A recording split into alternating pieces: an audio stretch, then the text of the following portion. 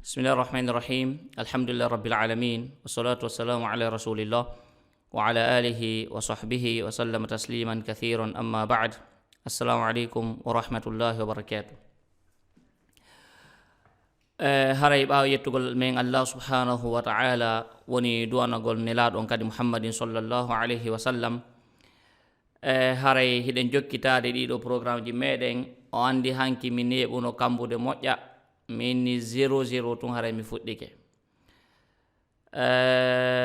allahul musta'an bani adam wonde miijoɗo tun wadde ko faala wadde kon allahu tigi tigi ko kankon mo e newnande naam ko waɗi noon vraiment mi etino fii tun yen waw fuɗɗade saayi ka haldunoɗen ɗon woni 20h00 kono ka tigi tigi newanoke on tigi noon etino alhamdulillah rabbil alamin kono newanoke naam haray ɗo eɗen jokkitade woni ngal ɗo ñallal meɗen woni samedi on inchallahu tabaraka wa taala woni eɗen yewtude andintinen ko honɗum woni wonde sabu en ala wawude avancude ka nden gurdam meɗen e kadi ko honno wawirte ñawdugol ɗum ɗon haray ko ɗum ɗon wonno programme ji meɗen ɗin samedire kala haray dimanche kala programme meɗen ko ɗum joguitiɗen wiwɗen ko tawhidullahi woni wotinɗingol allahu subhanahu wa ta'ala haray ko ɗum ɗo woni samedi kala ɗum ɗo woni dimanche kala donc joni noon ɓay hande ko samedi eɗen jokkita ɗiɗo programme ji meɗen haray wi'uɗen honɗum samedi feƴƴuɗo en yewtuno taw wi'uɗen wonde bani adama on ko ma o heɓa ko wiyete kon objectif bi maana ko ma o anda ko honto suti ko honto fokkiti ko waɗi noon si a anda ko honto sutiɗa si anda honto fokkutuɗa ko ɓuri heewude kon a retrouvoto e nokku mo tawata hiɗa bi maana sa waɗa l'emploi du temps maɗa on winduɗa objectif ji maɗa ɗin laaɓi pos ko hunde kaari e hunde kaari e hunde kaari e hunde kaari mi woni e yanganade gurnan an ɗan ko ɗum ɗo woni ala maksude ka gurnan an ko ɗum ɗo woni hunde nde tawata miɗo faala yo ɓanto hunde tawata miɗo faala change ko ma tawata hiɗen andi ɗum no ko ma winde ɗum ha laaɓa poy waɗen objectif ji men ɗin ha laaɓa poy fi hon ɗum par ce que en yewti ñanden wiwɗen objectif ji ɗin bi maana si tawi en windalɗi en wawata planifiade en wawata gerugol tan meɗen on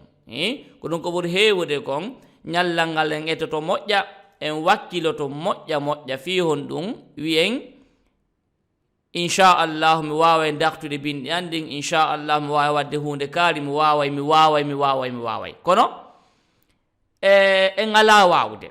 fiyo non en ala wawde raison principale on ko par ce que en ala objectif ko ɓuri hewde e meɗen kon si allah andi keɓe ko honto objectif ji maɓɓe ɗi windi ɓe ala liste en wiile wonde ko ma waɗen liste on donc mi sikki tun haray en foppu meɗen en waɗi liste yallahu dandu taw goɗɗo e meɗen yallahu dandu en hara no woodi yogaji e meɗen ɗo ɓe tawata joyi meɗen no jarribi angal windugol par ce que si e windali hara en heeɓi tana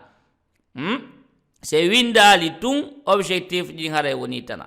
heeɓi tana donc si tawi ha ɗo nini e windali alhamdulillah rabbil alamin haray lawanaki en kadi ko waɗi noon kande gurdam meɗen sono wo sono hiɗen wawi artude kono sayi ka tawata ɗon hiɗen duwa artude wakkilo ɗen arten fewno ɗon wakkilo ɗen arten fewno ɗon woten wi wonde ɓay haray mi wi'i sayu sayi hiɗen wawi artude ka gurdam meɗen wi en on sayi mi waɗa e on sayi eɗen andi on sayi bani adama on ko ɓuri hewude kon ko jamais ko ɓuri hewude kon on sayiji meɗen ɗin ko jamais wiyete donc du coup en waɗa objectif ji men ɗi laaɓana en poy ko hunde kaari e hunde kaari e hunde kaari e hunde kaari e hunde kaari mi faala e laɓɓina ɗum ɗo laaɓa poy yaafe mi désactive micro ji yimɓe ɓen taw par ce que ɗum ɗo no wawi en dérange seeɗa yaafe par ce que min tigui dérange elan taw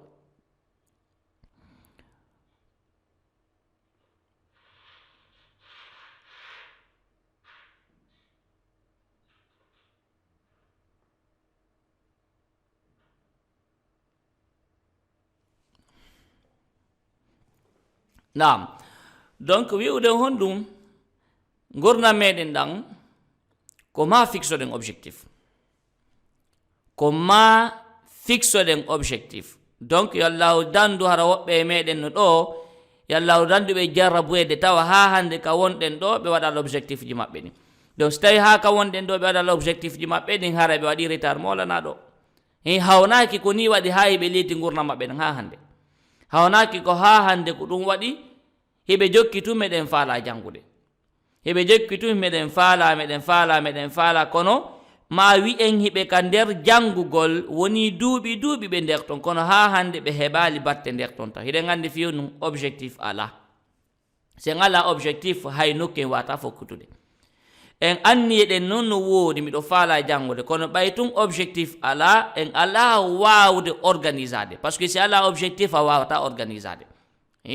ko ma on tigi définir sa objectif ji mon ɗin en yewti ñanden comment ko honno ɗin ɗon objectif ji comment les définir ko honno ɗi waɗirte par ce que wiwɗen si tawi en ala objectif en fokkitaɗi konto fokkutiɗen andi ka hoore meɗen en waɗa photo ka hoore meɗen wi en bon voilà miɗo faala hunde kaari miɗo faala wonde imamu miɗo faala wonde gando miɗo faala wonde neɗɗo alɗuɗo miɗo faala wonde neɗɗo tedduɗo miɗo faala wonde neɗɗo mo tawata miɗo mari vie de couple moƴƴo miɗo mari cellal moƴƴa miɗo mari ɗum ɗo fof miɗo faala ko tawata ɗo hiɗen faala ko ɗum wiyete espoir passif par ce que hiɗe wadde espoir on en ala wadde action on e ɗulle komo wowi wi'ude ko wonde la vie récompense les actions bi maana gurnan ɗan ko waɗayɓe action ɓen ko ɓen ɗon hettata kono ko neɓuɗen satingol piiji ɗin ha hande ɗum nafaɗen mi waɗa e on sayi procrastinugol ha hande meeɗali en nafude nafata en fes haray wakkilo ɗen tuma kala samidire fottuɗen tawa ko janga ko nde samidire feƴƴude nden ɗon on applique nde ɗo samidire waɗen hon ɗum jangen goɗɗum ngo kadi hesun gila ɗo ha samidi aroyo kadi hara ɗum ɗon on wawi waɗgol ɗum ɗon ka life meɗen en wawi appliquede ɗum ɗon ka gurnam meɗen donc du coup haray wiwɗe wonde objectif ɗiɗin en waɗi ɗi samidi feƴƴunoɗo objectif ko définisuɗen kon ko honno waɗirten objectif ɗiɗin e nder 10 ans meɗen aroyowo e nder 10 ans aroyayɗi ɗin ene ko neɗɗo hombo faala wonde iɗa faala wa'ude no wawɗona hande iɗa faala wa'ude no wawnoɗa hanki iɗa faala wa'ude toujours no wawnoɗa hecci hanki no wawnoɗa 2019 2020 2021 hande ene hani ka neɗɗo goto enen en mijitota ko seeɗa e mitota ko wonde seeɗa ñandew ñande gurnam maɗa no avancude ñandew ñande hiɗa nawyude ñandew ñande probléme ji no ɗuɗude ko waɗi ko jamaji ko ɓuuri hewde ko min ɓe wi'ay mi waɗa e on sa ha ɓiɓɓe amen janɗa ha mi jibina ha ɓiɓɓe ɓen janɗa ha mi heɓa golle yoɓayde ɓuuri ɗum ɗo ha on tigi yejjita wonde no woni waɗirde ha on noon no woni innirde mi waɗa e on say ñandew ñande probléme ji goo no woodi gurdam nan ko noon wayi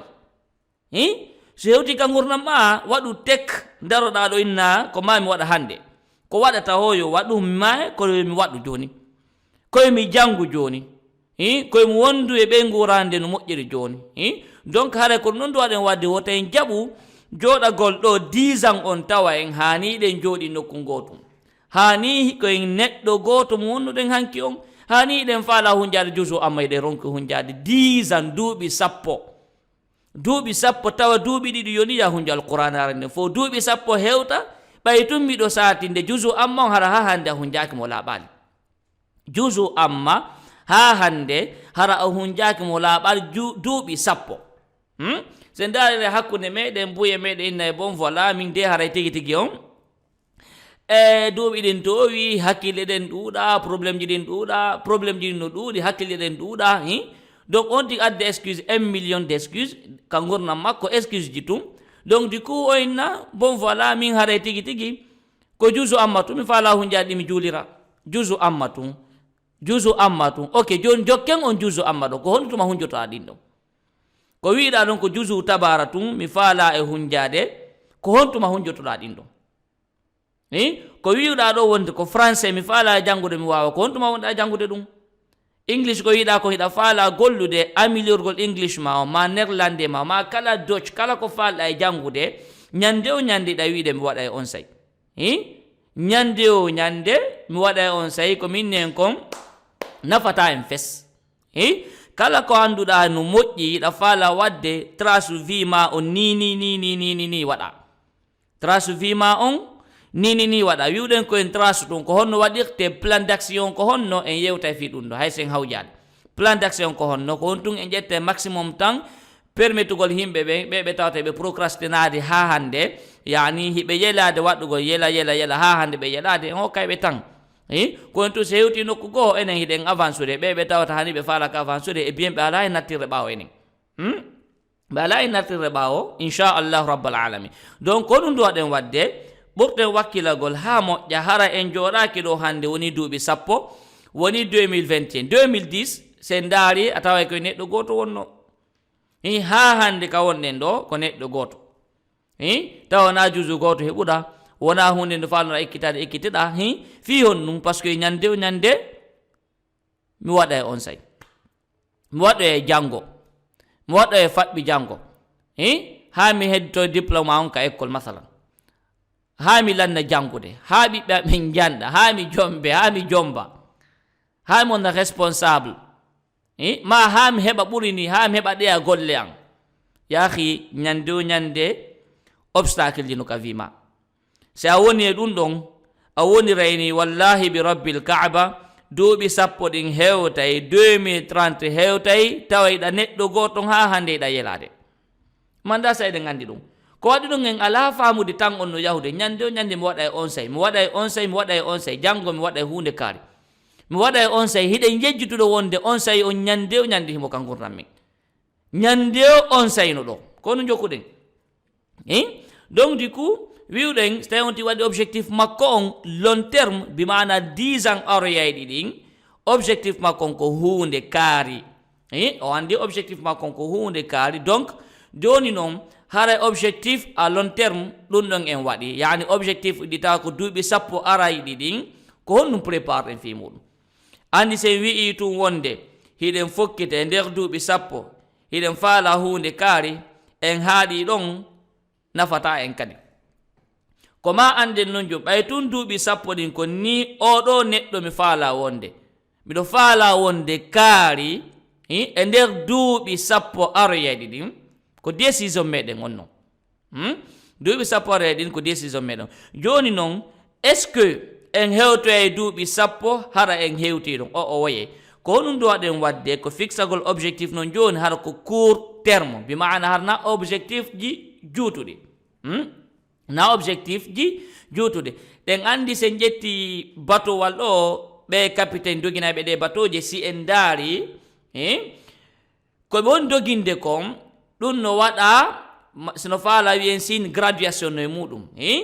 plus ma wiyen alifoye koye ɗum ɗon ɓe jokkata hara wiyen ɓe iwri afrique eɓe fokkitori jakarta ɓaye wiya ko toon ɓuuri woɗɗude ma heɓe fokkitira amérique wiyen ko toon ɓuuri woɗɗude batowal maɓɓe ngal ɓe ƴetti ngal si en daari ɓay tun ko amérique ɓe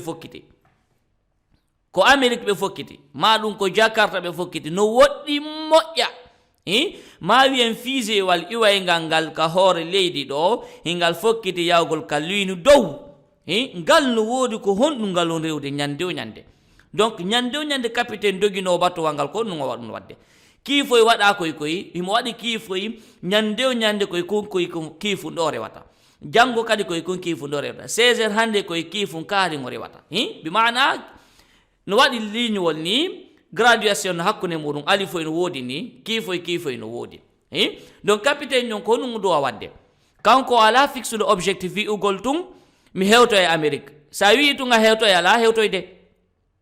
par ce que laawi ɗin fof naɓatama amérique ton laawi ɗin fof ka ndiyan naɓatama jakarta naɓatama europe laawi ɗin ɗi foppo majje donc honɗum woni wadde on capitaine jo ɗon si en daari moƴƴa ayay hande ɗo ngal ɗo ñallal oyna koye kon kiifun ɗo o rewata faɓɓi janggo kadi koye kon kiifun ɗo faɓɓi janggo koye kun ɗo faɓɓiti janggo koye kun ɗo faɓɓiti janggo koye kun ɗo ko ɗum o jokkata hay si tawi voyage makko ko 10 ans ɓay tumo jokki kon kiifun ɗon 10 ans makko tawa hewtoye amérique eɗen gandi fiyon ɗum parce que ko nyande o nyande himo waɗi bi maana honno wiyete exactement ko honɗum o dowa wadde ko honto o dowa rewde nyande wo nyande himo waɗi ɗum ɗon nyande o nyande ɗum ɗon no waɗa ko ɗo o rewata andi masalan hino ɗo ndare jurgal ngo nan man ok mi siɗɗo no suta ok hino ɗo ni koni ok kanko ko ɗo o jokkata kifum kun ko woni o ko ɗon o jokkata o deraya e seeɗa tum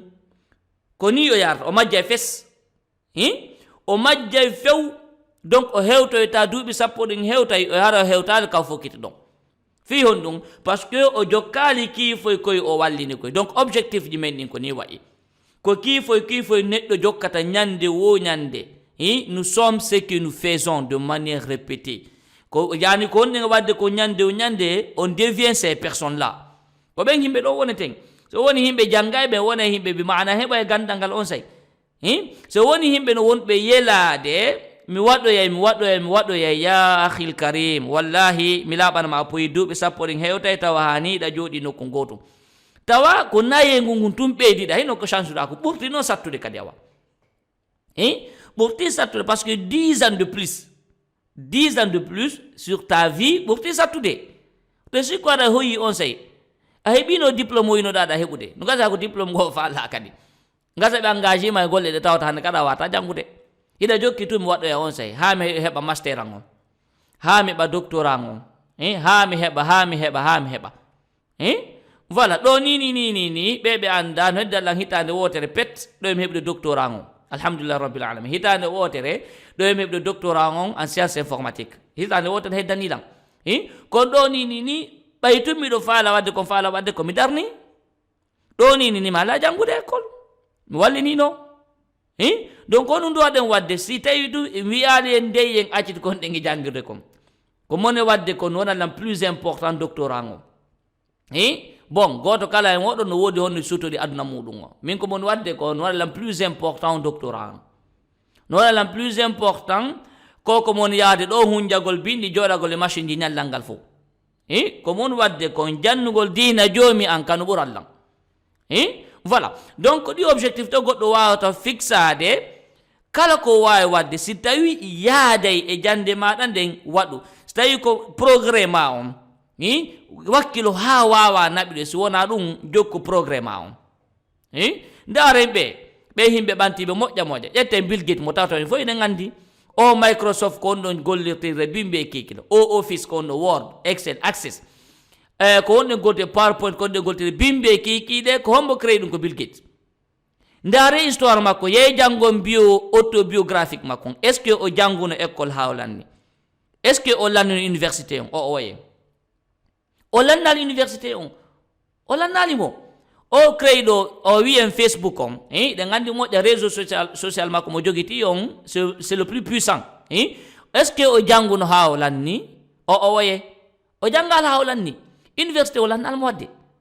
o fuɗɗi tun o accete aɗan Steve Jobs kadi o patron de Apple Apple o iPhone ko joguiti ɗen bimɓe kiɗe ko omo créé ɗum Steve Jobs ndaare autobiographique makko est ce que o janguno école ha lanni o waye enen ko ɗum haɓɓitan to enen en accita piiji meɗen woni plus important jokken janngugol école ji se wawa naɓiɗude naɓiɗay haray mi duñali en ɗo de innugo e jaltuka école ji na ɗum mi faandi mi duñali en ka yaltuka école ji ko woni wota accitu gurdam maɗa ɗan wota accitu vie de famille ma on vie de couple ma wota accitu fi cellal maɗa ngal innugol ha mi heɓa doctorat on heɓa doctorat ma on ala cellal kono noon doctorat ma nafatama on say ala cellal ɗama doctorat honto importance makko woni iɗama doctorat ɓiɓɓe maɓe on weldaka suudu iɗama doctorat maɗa ɗamat master maɗa on ala ɓe ngure konto importance on ɓe master woni a heɓi kun a wengi kun da konto honɗum ko nafatama on say si wona ya immo ya golla kadi wi'en 70 heures kadi par semaine fi goɗɗo 70 heures par semaine fi goɗɗo hiɗa acci ɓe ngona manen ka suudu bimana yejjitino notion sens vraiment vie meɗen wallahi en ala wiide ɗo mi fillito kadi mi puusali en nde jaltugol ka école ji waɗe doctorat ji mon ɗi waɗo master ji mon ɗi bac ji mon ɗi fop muɗum waɗum kono noon wota en accitu jande wota en accitu progrès ji men ɗi wota en accitu fi gurdam meɗen ɗan fi école wota en accitu ɓe guura men ɗen fi école cellal meɗen ngal fi ɗum donc du coup wakkiloɗen ko honɗen wadde kon fop meɗen o samedi ko honɗen e fottude ɗo wiuɗen ko honɗum ko fiyen waawu progressude ko fiyen waawu heɓugol attitude neɗɗo mo tawata inchallahu ko neɗɗo ɓantiɗo neɗɗo waawuɗo gurnan ɗan bimana kala ko fewtinirɗamo himo waawi iɗen waawi wawde noon hara kala bange ka naɓiraɗa woni koka français woni bimana woni koka aduna woni koka akhira aduna e lakaram fop muɗum kala ko goɗɗo fewtima heɗandi ɗum wela nafis no metti heɓude ko objectif woni en ala c'est fixe ko objectif laaɓuɗo poy inchallahu tabaraka wa taala en hewto e joyi meɗen ko moƴƴo donc du coup haɗa buy e meɗen ɗo wawata fixe ɗo objectif ɗiɗi ma ɓe ala idéji moƴƴan gasa mo waɗo e on sayi juste min tableau ko honɗum objectif ji an ɗin 2021 ɗo fi tu yon hiyu ma s'il faut mi waɗa objectif ji an nin fi duuɓi sappo aroyeɗi ɗin mi waɗa objectif ji an ɗin fi duuɓi sappo aroyeɗi ɗin min naalde ko kikiɗe ɗo mi wattama ko janggo par ce que si mi landi ɗo joni lamaɗa golle tan montugol vidéo ɗo ɗum ko golle goo gasa ɗum no ƴetteɗan ɗo ha janggo mi anda donc wi'en honɗum mi ara e windugol objectif jandi e nder 10 ans aroyeɗi ɗi gasa jonni an idée moƴƴa jonni an idée moƴƴa haray no a innugol de o waɗa ko mondi wadde kon kon ɗum jonni an idée ko honɗum objectif fixe to ɗon donc si 10 ans on lanni wadde ɗum ɗon andi ɗo hande kamɓe sifanade en joni noon en wi'i wonde ko ma ande ñande ko hoore honto reweten ko hoore hunde kare reweten 10 ans on de no hewtaɗa hewti ko fallen ɗon capitaine bateau o nane kono wiwɗen capitaine jon mo mari alifu e graduation ni koye gradué ha moƴƴi ko ɗon o rewata o derayata fes o derayay tun o majja hewtoyta ka fokkiti ɗon ko noon wawɗen a iway ko laawol ma tum majja ka fokkituɗa ɗon a hewtoyta fes a hewtoyta few bimana no andirɗen ni o capitaine jo ɗo o wawata hewtoyde destination makko on so wona koye signoy koye o waɗi ɗon ñande koye rewata e muɗum no andirɗen noon o wawata hewtoyde ka fokkiti ɗon ko no woniri en wawata hewtoyde ka fokkitiɗen toon si en waɗali ñande ko honto reweten mi sikki on faami logique on joni si en waɗali no andirɗen ni oɗo derayugol makko par ce que ko ni waɗi ko laawol waɗi o deraye seeɗa ni tun fokkitunoɗo amérique on gasa o yaara afrique kadi o yaara jakarta kadi fi hon ɗum par ce que o jokkali laawol ngol donc ɗum wonɗen heɓude e fixe objectif ti ñande o ñande ma ɗum hiɗen jokki tun hiɗen suiva gestion tan hiɗen yaha kala ka hiɗen gestion tan hiɗen yaha heɗoɗen kono en ala nafitore fi hon ɗum hunde wote par ce que ɗi windaka si ɗi windaka en wawata wadde fus wakkilo ɗen encore une fois windo ɗen komi wi kon hanki wallahi mi falanaka en so wona ko moƴƴi mi falanaka en illa al khayr ko waɗi noon miɗo andi hunde on wawata organisade on wawata heɓugol tigi on wawata bimana ɓantade heɓugol ɓantal molanangal si tawi en ala objectif laaɓuɗo poste mi sikki tun laaɓani en poyi tuma kala wiwɗa mi wawa jeergol tan an on usagen tigi hande miɗo no haray miɗo heɓuno fatunde no miɗo yawno inde bobo no miɗo yahuno peera ko ɗum haɗi mi adda darso an on hakkude ma e allahu se en daari fendu wiyata ngol konngol ɗon wallahi bi rabbil kaaba miɗo ɓatti fellitude wonde objectif ji maɗi a windali ala priorité ka gurnam maɗa a windaɗi fes kala neɗɗo wawɗo ɗon ko ɓuri heewude kon wi'en 99% o windali objectif ji makko si ma ɗum o heɓata sifa ɗin probléme ji o heɓata sifa ɗin ɗon probléme ji donc wakkilo ɗen waɗen objectif ji men nin en waɗi à long terme on 10 ans on waɗuɓe ɓen exercice on fo alhamdulillah rabbil alamin yallahu ɓeydan ɓe koko watte ɗo hande kadi ɓe wawa appliquer donc wiwɗen hon ɗum si tawi en wi'i wonde accemi dara ɗum on ɗo tinna voilà misikki ɗum hewti ka wonɗe darade ɗon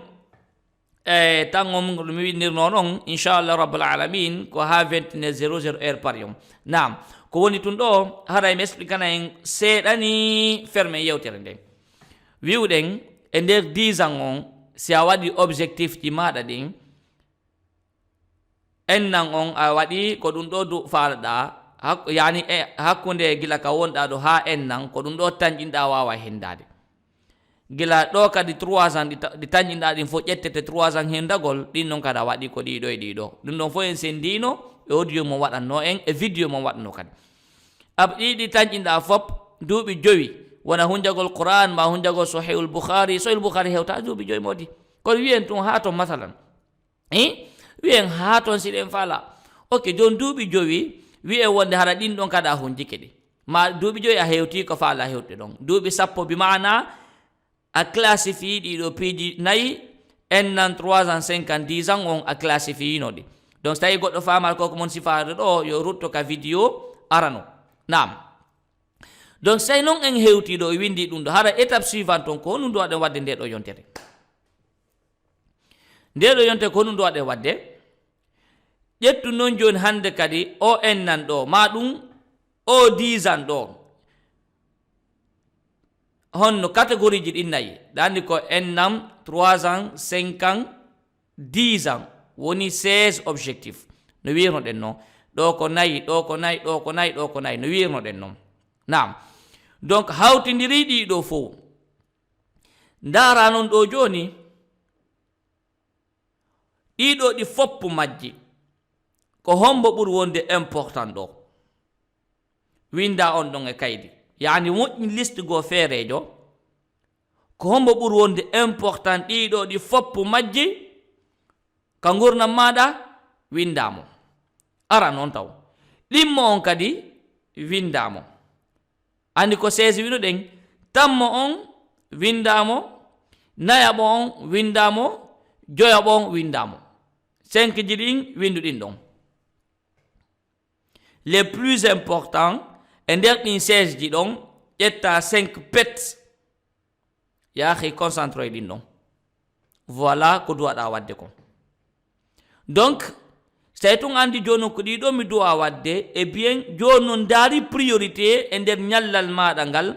e nder gurna maɗa joni ko leero hombo wata appliquede ɗiɗo ko leero hombo nder ñallal ngal wawata wadde ɗiɗo ɗum ɗon haɗa wonana en objet ɗum ɗo wonana en objet vidéo go inchallah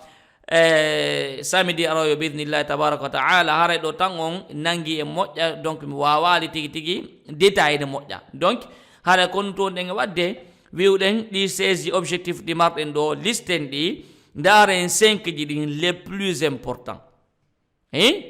les 5 les plus important winda ɗin ɗon e liste feerejo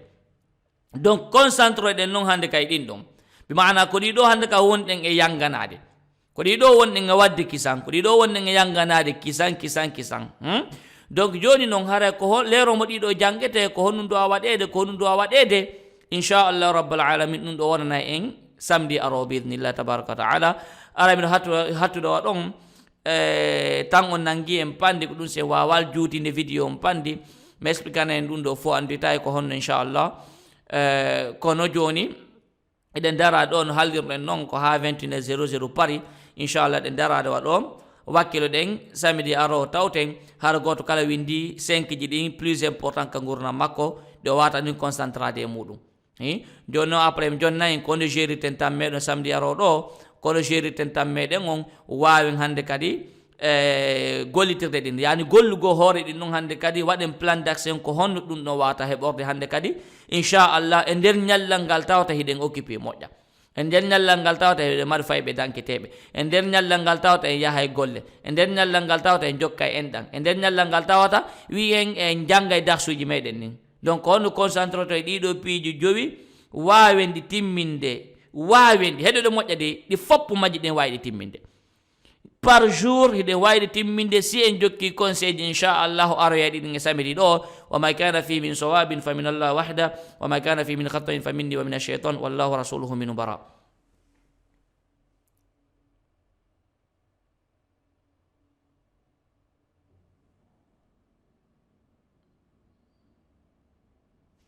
donc haray ɗen hattude waɗo minniro nanen samedi aro haray en ƴettidi rendez-vous kadi inchallah fi poursuivugol vidéo meɗo bidnillah tabaraka wa taala jamaji fof wakkilo waɗa jowiji ɗin les plus important ɓeɓe tawta ɓe waɗa alta semaine passé e biyen ɓe leyti kono alhamdulillah ɓa hani en woɗɗitaki taw haray ɓe wawi fuɗɗorde ɗum noon après ɓe ara noon vidéo ɗimmon ɗo ɓe applique kadi 5 ji ɗo inchallah no innirɗe no gila samedi aro ɗo e wawi gollude en ƴetta gasa ñallal go spécialement ngal waɗete question réponse maɗum par ce que andi buy e meɗen hara e nder kono wadde ko ɓe fotta e probléme ji go toon ɓe fotta e angal famugol toon ɓe fotta e piiji buyno toon kono wata heƴude e ɗi vidéo ji meɗen ɗo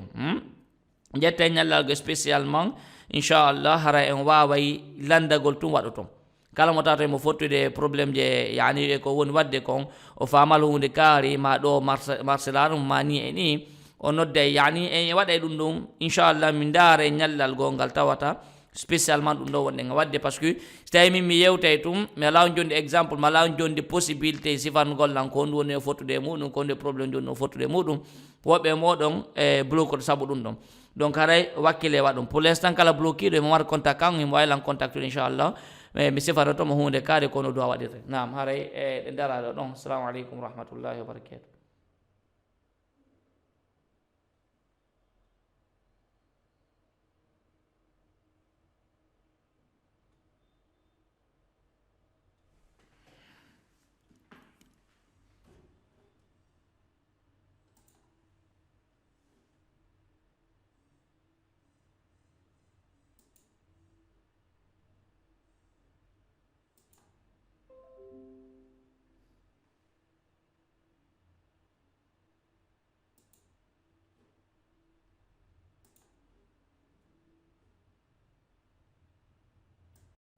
en nan on a waɗi ko ɗum ɗo du falɗa yani hakkude gila ka wonɗa ɗo ha en nan ko ɗum ɗo tañƴinɗa wawa hendade gila ɗo kadi 3 ans ɗi tañƴinɗa ɗin fof ƴettete 3 ans hendagol ɗin noon kada waɗi ko ɗiɗo e ɗiɗo ɗum ɗon fof en sendino e audio mo waɗanno en e vidéo mo waɗno kadi ɗiɗi tañƴinɗa fop duuɓi 5 wona hunjagol Qur'an ma hunjagol sahihul Bukhari hewta duuɓi 5 modi kono wiyen tun ha ton masalan wiyen ha ton siɗen fala ok jon duuɓi 5 wiye wonde hara ɗin ɗon kada hunjike ɗi ma duuɓi 5 a hewti ko faala hewte ɗon duuɓi 10 bi mana a classifie ɗiɗo piiji 4 en nan 3 ans 5 ans 10 ans on a classifie no ɗi donc so tawi goɗɗo famal koko mon sifade ɗo yo rutto ka vidéo arano nam donc say noon en hewtiɗo e windi ɗum ɗo hara étape suivante on ko honum do waɗen wadde nde ɗo yontere ko honum do waɗen wadde ƴettu noon joni hande kadi o en nan ɗo ma ɗum o 10 ans ɗo honno catégorie ji ɗin 4 ɗandi ko en nam 3 ans 5 ans 10 ans woni 16 objectif no wirnoɗen noon ɗo ko 4 ɗo ko 4 ɗo ko 4 ɗo ko 4 no wirnoɗen noon nam donc hawtidiri ɗiɗo fof ndara noon ɗo joni ɗiɗo ɗi foppu majji ko hombo ɓuri wonde important ɗo winda on ɗon e kaydi yani moƴƴi liste go feerejo ko hombo ɓuri wonde important ɗiɗo ɗi foppu majji ka gurnam maɗa windamo ara noon taw ɗimmo on kadi windamo andi ko 16 wino ɗen tammo on windamo nayaɓo on windamo joyaɓo on windamo 5 ji ɗin winduɗin ɗon les plus importants e nder ɗin 16 ji ɗon ƴetta 5 pet yaahi concentré ɗin ɗon voilà ko duwaɗa wadde kon donc say tun andi joni ko ɗiɗo mi duwa wadde e bien joni non daari priorité e nder ñallal maɗa ngal e nder gurna maɗa ngal joni ko leero hombo wata appliquede ɗiɗo ko leero hombo nder ñallal ngal wawata wadde ɗiɗo ɗum ɗon hara wonanen objet ɗum ɗo wonanen objet vidéo go inchallah samedi aroyo bidnillahi tabaraka wa taala haray ɗo tan on nangi e moƴƴa donc mi wawali tigi tigi détail de moƴƴa donc haɗa kono toon ɗen e wadde wiwɗen ɗi 16 objectif ɗi marɗen ɗo listen ɗi ndaren 5 ji ɗin les plus important les 5 les plus importants winda ɗin ɗon e liste feerejo. Donc concentre ɗen noon hande kay ɗin ɗon bi maana ko ɗiɗo hande ka wonɗen e yanganade, ko ɗiɗo wonɗen e wadde kisan, ko ɗiɗo wonɗen e yanganade kisan. Donc joni noon hara ko lero mo ɗiɗo jangete ko honum duwa waɗede inchallah rabbal alamin ɗum ɗo wonana en samedi aro biidnillah tabaraka wa taala. Ara min hattude wa ɗon tan on nangi en pandi ko ɗum se wawal juutinde vidéo on pandi mi expliquana en ɗum ɗo fo andita ko honno inchallah. Kono joni eɗen dara ɗon haaldirɗen noon ko ha 21:00 pari inchallah ɗen darade wa ɗo wakkilo ɗen samedi aro tawten har goto kala windi 5 ji ɗin plus important ka gurdam makko ɗo wata ɗin concentrade e muɗum. Joni noon après mi jonnayi kono gériten tan meɗen samedi aro ɗo, kono gériten tan meɗen on wawen hande kadi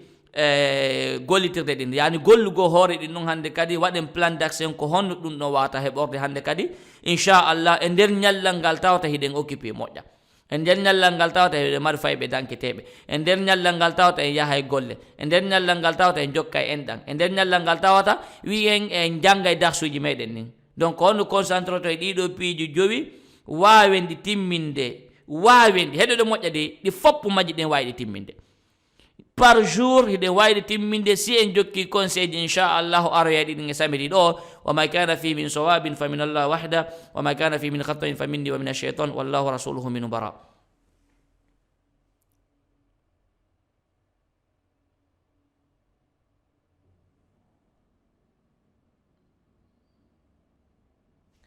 Donc haray ɗen hattude o ɗo ko minniro nanen samedi aro haray en ƴettidi rendez-vous kadi inchallah fi poursuivugol vidéo meɗo biidnillah tabaraka wa taala.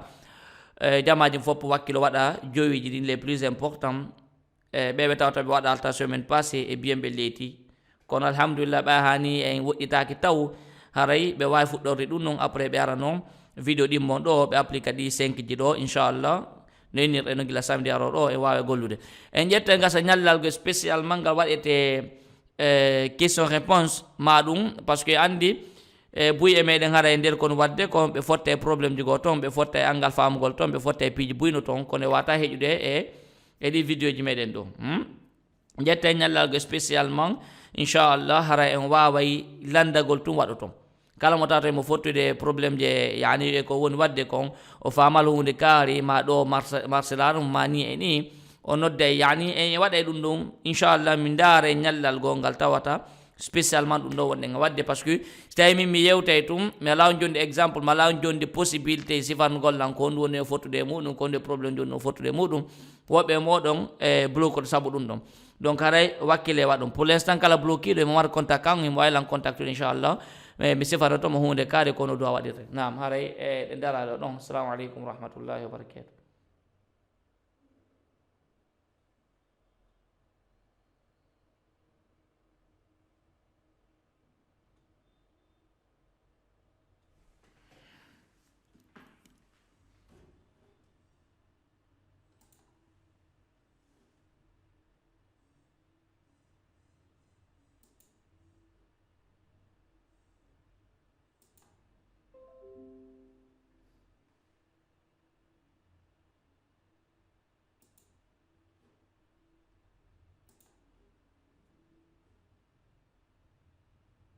Ngal waɗete question réponse maɗum par ce que andi buy e meɗen hara e nder kono wadde ko ɓe fotta e probléme ji go toon, ɓe fotta e angal famugol toon, ɓe fotta e piiji buyno toon, kono e wata heƴude e ɗi vidéo ji meɗen ɗo. Ƴetta ñallal go spécialement inchallah hara en waway landagol tum waɗo toon. Kala mo tawata mo fottude probléme je yani e ko woni wadde kon o famal hunde kaari ma ɗo marcelarum ma ni e ni o nodda yani e waɗa e ɗum ɗum inchallah min daare ñallal gongal tawata spécialement ɗum ɗo wonɗen wadde par ce que so tawi min mi yewtay tum mi ala jonde exemple mi ala jonde possibilité sifangol lan ko woni e fottude e muɗum ko nde probléme joni o fottude e muɗum woɓɓe moɗon e bloqué sabu ɗum ɗon. Donc haray wakkile waɗum pour l'instant kala bloquiɗo mo waɗa contact kan imo waylan contactude inchallah mi sifata tomo hunde kaari kono duwa waɗirte. Naam haray ɗe daraɗo ɗon. Assalamu aleykum wa rahmatullahi wa barakatuh.